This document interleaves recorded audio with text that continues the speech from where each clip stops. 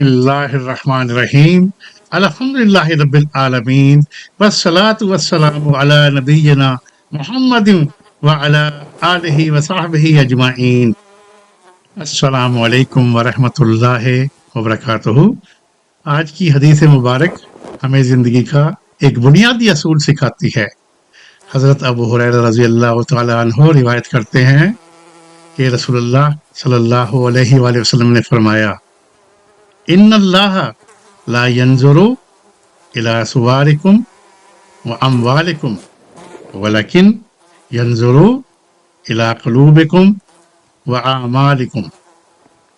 اللہ تعالیٰ تمہاری صورتوں اور مال کو نہیں دیکھتا بلکہ تمہارے دلوں اور اعمال کو دیکھتا ہے۔ صحیح مسلم حدیث 2564۔ بھائیوں اور بہنوں، آج کی دنیا میں اکثر انسان کی پہچان اس کے لباس، دولت، شہرت یا ظاہری شخصیت سے کی جاتی ہے، لیکن اسلام ہمیں بتاتا ہے کہ اللہ تعالیٰ کے نزدیک اصل معیار ہمارا دل اور ہمارے اعمال ہے۔ اگر دل میں ایمان، اخلاص اور تقوی ہو تو انسان کے اعمال بھی خوبصورت ہو جاتے ہیں۔ یہ حدیث مبارک ہمیں ریا سے بھی بچاتی ہے۔ نیکی صرف اس لیے کریں کہ اللہ تعالیٰ راضی ہو، نہ کہ لوگ ہماری تعریف کریں۔ آئیے آج 5 عہد کریں۔ اپنی ہر نیکی کی نیت اللہ کے لیے خالص کریں گے۔ اپنے دل کو حسد اور تکبر سے پاک رکھنے کی کوشش کریں گے۔ کسی کو اس کی شکل یا دولت کی وجہ سے کم یا زیادہ نہیں سمجھیں گے۔ روزانہ اپنے اعمال کا محاسبہ کریں گے اور اللہ تعالیٰ سے پاک دل کی دعا کریں گے۔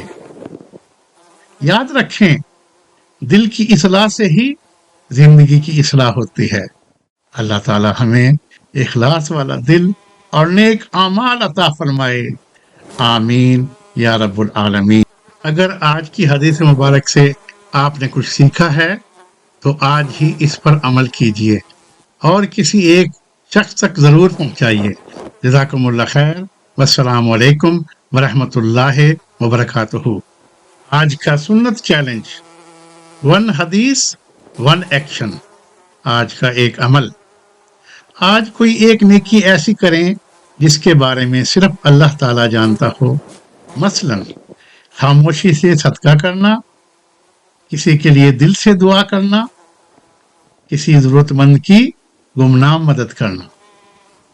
آج کا عہد، میں اپنی ہر نیکی کو صرف اللہ تعالیٰ کی رضا کے لیے انجام دوں گا۔ آج کی دعا، اے اللہ ہمارے دلوں کو نفاق سے، ہمارے اعمال کو ریا سے، ہماری زبانوں کو جھوٹ سے اور ہماری آنکھوں کو خیانت سے پاک فرما۔ بے شک تو آنکھوں کی خیانت اور سینوں کے چھپے راز جانتا ہے، آمین۔ Golden quote, Allah values sincere hearts more than impressive appearances۔ Allah تعالیٰ کے نزدیک خالص دل خوبصورت ظاہری شکل سے زیادہ قیمتی ہے۔ اے اللہ، اگر اس کام میں خیر ہے تو اسے قبول فرما، اور اگر اس میں کوئی کمی یا ریا ہو تو مجھے اس کی اصلاح کی توفیق دے۔ یا اللہ عز و جل ہر اس شخص پر اپنی بے شمار رحمتیں اور برکتیں نازل فرما جو حدیث مبارک کو سنتا ہے، اس پر عمل کرتا ہے اور اسے صدقہ جاریہ کی نیت سے دوسروں تک پہنچاتا ہے۔ انہیں دنیا اور آخرت میں بہترین اجر عطا فرما، ان کی مغفرت فرما اور اس عمل کو ان کے لیے ہمیشہ جاری رہنے والا ثواب بنا دے، آمین ثم آمین یا رب العالمین۔